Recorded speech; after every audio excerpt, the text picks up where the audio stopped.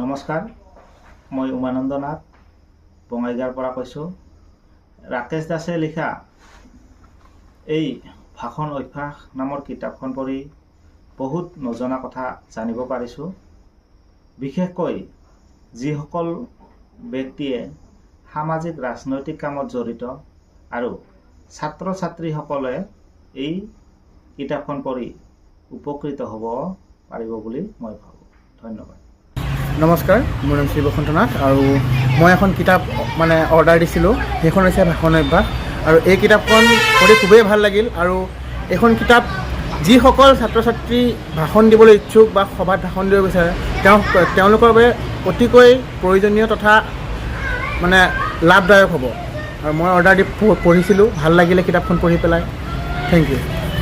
নমস্কাৰ, মই নিশা ডেকাই নাওকটাৰ পৰা কৈছোঁ। এইকেইদিনতে মই এখন নতুন কিতাপৰ লগত চিনাকি হ'লোঁ। কিতাপখনৰ নাম হৈছে ভাষণ অভ্যাস। এই কিতাপখনৰ অধ্যয়নে মোক বহুতো নজনা কথা শিকালে। আচলতে সভা এখন চলাই নিবলৈ বা সভা এখনত উপস্থিত মানুহখিনিক সম্বোধন কৰি তাৰ বিষয়বস্তুবোৰ ভালকৈ উপস্থাপন কৰিবলৈ যিখিনি আমাক জ্ঞানৰ দৰকাৰ, এই জ্ঞানখিনি আমি এই কিতাপখনৰ জৰিয়তে পাব পাৰোঁ।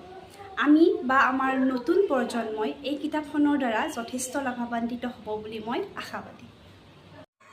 নমস্কাৰ, মই পনাকন দাস গুৱাহাটীৰ পৰা কৈছোঁ। মই ভাষণ অভ্যাস নামৰ কিতাপখনৰ স্বত্বাধিকাৰ শ্ৰী ৰাকেশ দাসলৈ মই আন্তৰিক শুভেচ্ছা অভিনন্দন জনালোঁ। ভাষণ অভ্যাস নামৰ কিতাপখনে আমাৰ উঠি অহা যুৱচামক এটা অনুপ্ৰাণিত কৰিব বুলি মই দৃঢ় বিশ্বাস কৰোঁ। কাৰণ এই কিতাপখনৰ পৰা বহুতে জ্ঞান লাভ কৰিব পাৰিব। সভা সমিতিয়ে কেনেদৰে ভাষণ দিব লাগে তাত তন্ন কৰি কথাবোৰ লিপিবদ্ধ কৰা আছে। নমস্কাৰ, মই আজিজুৰ ৰহমান। কিছুদিন পূৰ্বে মই ভাষণ নামৰ এই কিতাপখন আঁকোৱালি লৈছিলোঁ। পঢ়ি পিনে বহুত ভাল পালোঁ আৰু বিশেষকৈ ছাত্ৰ ছাত্ৰীসকলে এই কিতাপখন পঢ়ি বহুত উপকৃত হ'ব। আৰু যিসকল ব্যক্তি সামাজিক সভা সমিতিত ভাষণ বা ৰাজনীতিক ক্ষেত্ৰখনৰ লগত জড়িত আছে তেওঁসকলৰ কাৰণে এই কিতাপখন বহুত উপকৃত হ'ব বুলি মই ভাবোঁ। নমস্কাৰ, ধন্যবাদ। নমস্কাৰ, মোৰ নাম সুৰজ বৰ্মন। মই সৰ্বকৰ পৰা কৈছোঁ। মোৰ মায়ে মোক এদিন এই ভাষণ কিতাপখন দিছিল। এনে কৈছিল যে পঢ়ি চাবিচোন বেটা। পঢ়ি চালোঁ মই, পঢ়ি পেলাই ভালেই লাগিছে। লেখকজনে যিমান ইজিকৈ আৰু যিমান চিম্পলকৈ বস্তুবোৰ লিখিছে না, বহুত ভাল লাগিছে পঢ়ি। আৰু এখন কিতাপ আমাৰ নিচিনা ষ্টুডেণ্টৰ কাৰণে বহুত ইউজফুল হ'ব। আৰু মই ৰেকমেণ্ড কৰিম যে আমাৰ নিচিনা ষ্টুডেণ্টে এখন এটলিষ্ট একবাৰ পঢ়ি চাওক। Thank U.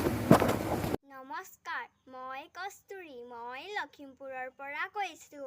মোৰ দাদাই মোক ভাষণ অভ্যাস নামৰ এখন কিতাপ আনি দিছিল। কিতাপখন পঢ়ি সভা এখন কেনেকৈ চলাব লাগে বা মেল মিটিঙত কেনেকৈ কথা ক'ব লাগে মই জানিব পাৰিছোঁ। এই কিতাপখন পঢ়ি মই যথেষ্ট উপকৃত হৈছোঁ আৰু মোৰ দৰে ষ্টুডেণ্টসকলেও যথেষ্ট উপকৃত হ'ব বুলি আশা কৰিছোঁ। নমস্কাৰ, মই ধ্ৰুৱ কুমাৰ কলিতাই কৈছোঁ ৰঙিয়াৰ পৰা। আৰু মই অলপতে ভাষণ অভ্যাস কিতাপখন মই সংগ্ৰহ কৰি লৈছিলোঁ আৰু এই কিতাপখনে মোক নজনা কথা বহুত শিকাইছে। আৰু আমাৰ উঠি অহা প্ৰজন্মৰ কাৰণে এই কিতাপখন এখন আমাৰ দৈনন্দিন জীৱনৰ লাগতিয়াল এখন কিতাপ বুলি মই ভাবোঁ। আৰু কিতাপখনত নজনা কথা বহুতো জানিব পাৰি। আমাৰ মেল মিটিঙত কেনেকৈ ভাষণ দিব লাগে, এনেকৈ বহুতো কথা জানিব পাৰি। আৰু এই কিতাপখন আৰু আগুৱাই যাব বুলি মোৰ দৃঢ় বিশ্বাস। ৰেজিৰাণী দাস, মই তামোলপুৰ জিলাৰ পৰা কৈ আছোঁ। এই ভাষণ কিতাপখন পঢ়ি মই বহুত ভাল লাগিছে আৰু মোৰ নিচিনা সকলো মহিলাসকলে পঢ়িলে এই ভাষণ দিবলৈ সুবিধা হ'ব।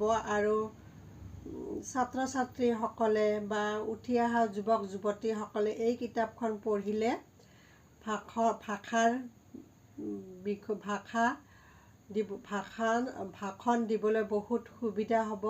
সেইকাৰণে সকলোৱে এই ভাষণ কিতাপখন পঢ়ে যেন। হয়, নমস্কাৰ।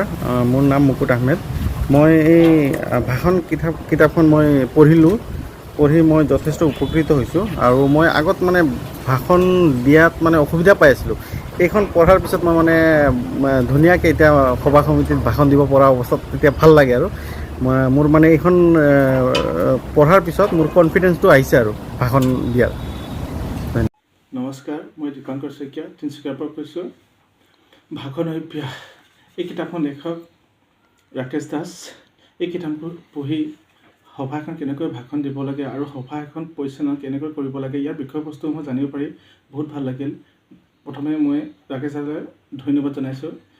যিসকল ব্যক্তিয়ে সামাজিক ৰাজনৈতিক শিক্ষানুষ্ঠান সভাত ভাষণ দিম বুলি ভাবে বা সভা এখন পৰিচালনা কৰিম বুলি ভাবে, তেওঁলোকে যদি এই ভাষণ বা কিতাপখন পঢ়ে মই ভাবোঁ বহু উপকৃত হ'ব। ধন্যবাদ।